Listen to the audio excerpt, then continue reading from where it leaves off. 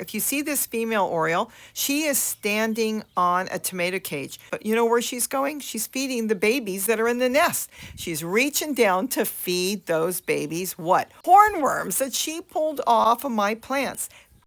My hope was you could hear the babies being fed. As I was working, she was feeding chicks just above my head. Off she goes. Hi, this is Robbie from Southern California.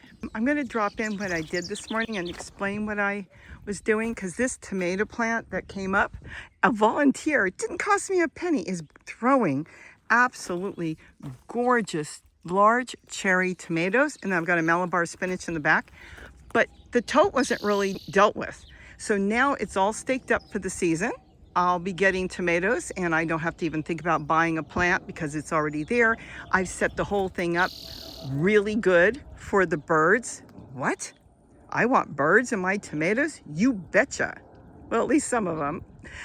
And now I can sit back, hopefully for the rest of the summer, just hit it with water and just enjoy fresh tomatoes in a salad, tacos, or whatever. Just to walk by and pop in your mouth.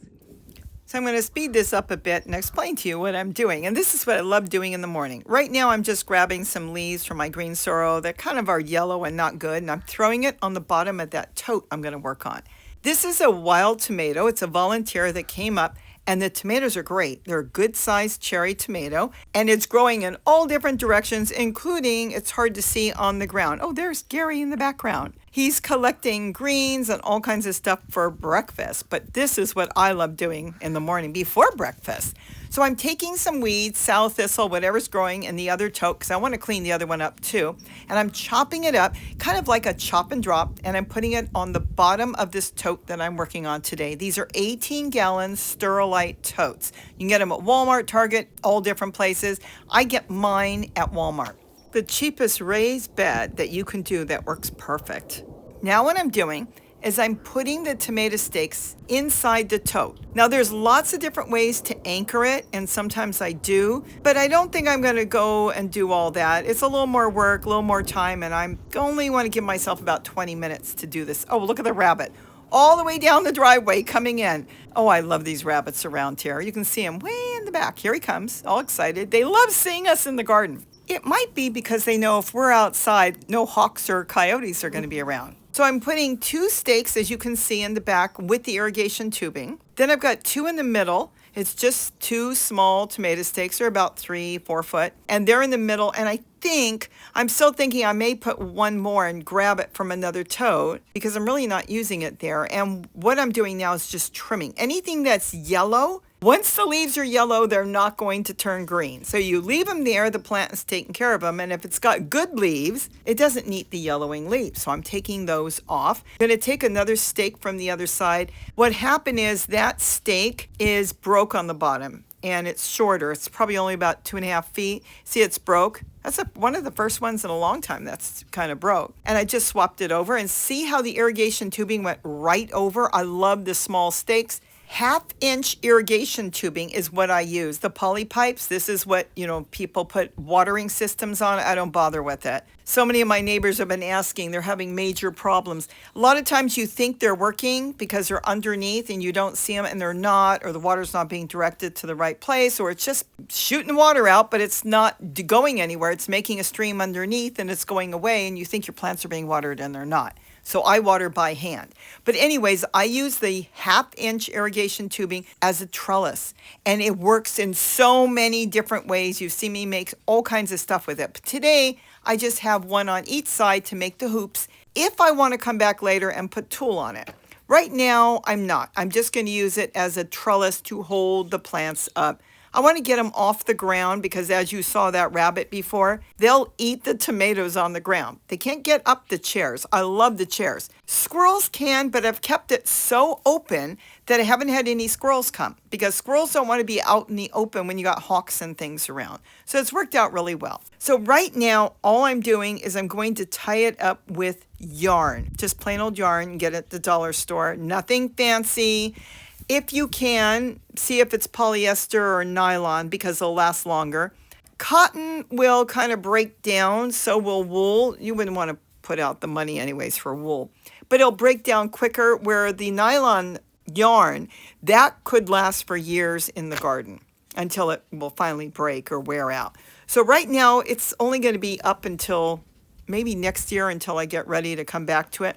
And I'm just kind of wrapping it around each stake so it's going to sit in place. Instead of getting out my soldering iron and attaching the 6 stakes to the side of the tote, I'm just going to wrap it around with yarn. Just kind of wrap it around to hold it in place good enough, and then I can pull the plants up that are hanging on the ground there. They got so big and heavy, they started to drop with the past couple days. I'll wrap around the yarn onto each stake, and it will give a good balance. Everything we want to work with is balance. And notice, I don't worry about any of these totes tilting.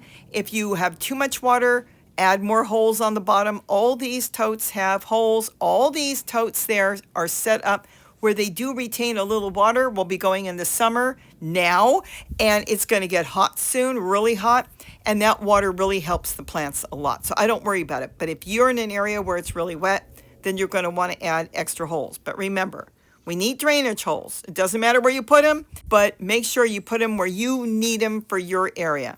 Now it's just a matter of tying it up. It's this simple and easy.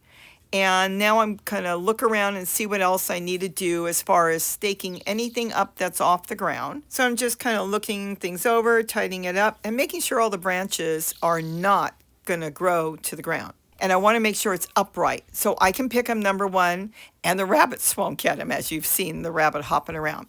Again, I'm just going through anything I don't want. If there's any side shoots that are on the very bottom, I want airflow. I'm taking that off. Any yellowing leaves, anything that doesn't look good. Even if there were tomatoes on there and they're not there anymore, sometimes the branch is there, taking that off and just cleaning up the plant in general. I'm not topping it because I can twist it around the 1/2-inch irrigation tubing and the tomato stakes. But look at this. It didn't cost me anything because I've already had the irrigation tubing for years. You can get a roll. Oh, it's like 10 cents a foot. It's so cheap. And then you have it every year to use. You don't throw it out. It's going to last you 10 years plus. And that's all there is to it. I'll also take you up there to see what you may see as frog tape, which is a masking tape. It's really a painter's tape. And that's from last year because I was attaching tulle to it, sometimes with clothespins or clips.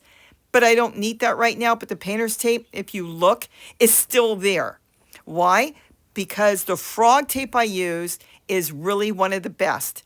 Even though the outside is coated in plastic, if you put it on when everything is dry, it will stay. If you put it on when everything is wet, it won't stay on. And now I'm just kind of touching up, making sure everything is upright here. And I'll be able to harvest the tomatoes as I want. I'll be able to groom this plant standing up. And you can't get any easier than that.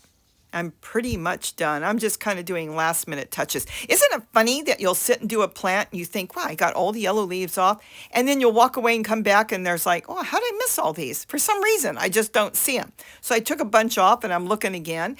And if you've got a half a leaf that's yellow, but the rest of it is nice and green, just cut the leaf in half.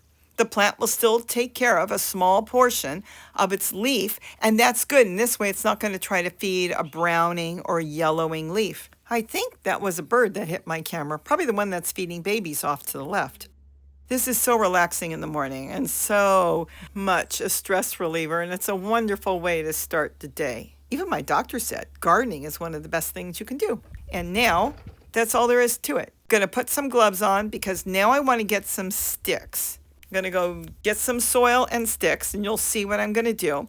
Still looking for those last-minute little yellow leaves. Why? Because I don't want to come back later and do this again. Hopefully I'm done. All I have to do is harvest for the next month and don't have to worry about it. And it's really easy to do, and I do everything on the cheap. Now, these are just sticks from around the yard. I think it came out of the aloe vera, and I'm sticking them in there. Is it to support the plant? No, absolutely not. It's for the orioles or any of the birds that want to come in looking for hornworms. And I'll show you and you'll see. Oh, look at the bird. There's a nest there to the left, and they're feeding babies. It's the cutest thing. I love hearing all the babies right where I'm working. They've got a nest inside the ice plant. Now I'm just taking whatever dirt I've got. Now, if I was smart, I would have done this before I put the stakes in there, and I could take them out, but of course I'm going to make things more difficult. And I thought, I should top it. Now, why am I putting some soil on the top around the tomato plants?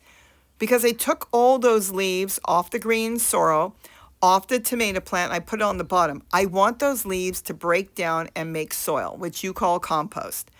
It's not going to break down unless it's got some sort of cover. So I'm going to cover it with soil. That will bring the microbes in to break all those yellow leaves down, anything I put in there. It will also bring in earthworms, if there's any earthworms in the tote, because they can't come up to the air, they'll dry out.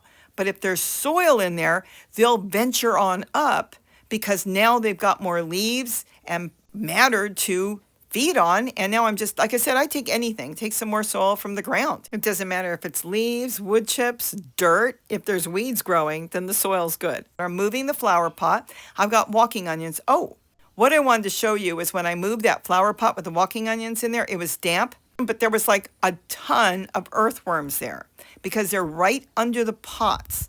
Earthworms don't like to come out in the open because they will dry out, but they sometimes will crawl at night if it's very damp. Now I'm adding in earthworms because they're under that pot. I put the pot back because I didn't get all of them, just a few. And that's all there is to it. The next thing you really want to do after I get the dirt in that I want, make sure all the leaves are covered, is I want to water it. By watering it, I'm now going to get everything I put in there damp. The earthworms, microbes, and everything in there will come to the surface because it'll be damp now and be able to munch on that, which will in turn feed my plant, which is the reason we do not use any plant food or fertilizer of any type. We don't need it. We rarely have insect problems because we have healthy plants. Why do we have healthy plants? Because we're doing it as nature does. And that is all there is. We grow our plants very similar to nature, and it works for us. All right, I don't know how much you can see, but there it is. It didn't take me long at all, and it didn't cost me much at all. Let's say what I did. Now it's all done. Trimmed off everything yellow and just put it back in. Put the sticks in there for the birds. And look at all the tomatoes. They're just everywhere. Volunteer plant. Didn't cost me anything.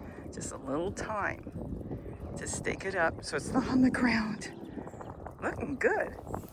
So there's the plant. It's all done. See the yarn? It's going to hold up for the entire season. And you see the sticks? And see how I intertwined it all the way around? And the sticks, I even tied them in a little bit because I want the birds to be able to get in there. If you see this female oriole, she is standing on a tomato cage. They don't like to stand on the tomato plants because of the trichomes and the soot it gives off. They can't wash it off. But you know where she's going? She's feeding the babies that are in the nest, not far from here. They need the insects. I would never spray, even when it says it's organic and it won't hurt anything. I don't want these babies to have any spray on their food. Let the birds come get all the insects to feed their babies and let the cycle of life work as it's supposed to. There she is. She's reaching down to feed those babies what? Hornworms that she pulled off, the teeny ones we don't see, off of my plants. They love it, they need it, and why not work with them? But you do have to provide some sticks, perches for them to land on, and then they'll come and feast on your plants, things that you didn't even see. Look at this male oriole, that hooded. He is pulling and pulling. There's a big hornworm on my tomato plant that I didn't even know was there, but he knew it. Why? Because he needs it for his babies. There he goes. He's got it. Boy, it looks bigger than him. But there it is. There's the irrigation tubing. There's the sticks in there, so when the orioles come around, or other birds as well, they don't have to land on the tomato plant because they've got that, they call it tomato tar. Sometimes if you work a lot with tomato plants, you'll get it on your hands. And then these, you can split them. That's the irrigation tubing. I've showed that in other videos, and you can hold tool on. But I'm not putting any tool on these. I'm going to let the plants do their thing. There is the drain holes. You always need drain holes. And I think I've covered pretty much everything for today. So I'm going to go have breakfast. I hope you enjoyed this. And with that, have a wonderful day. And don't forget to eat what you grow. And please do grow something. Bye-bye.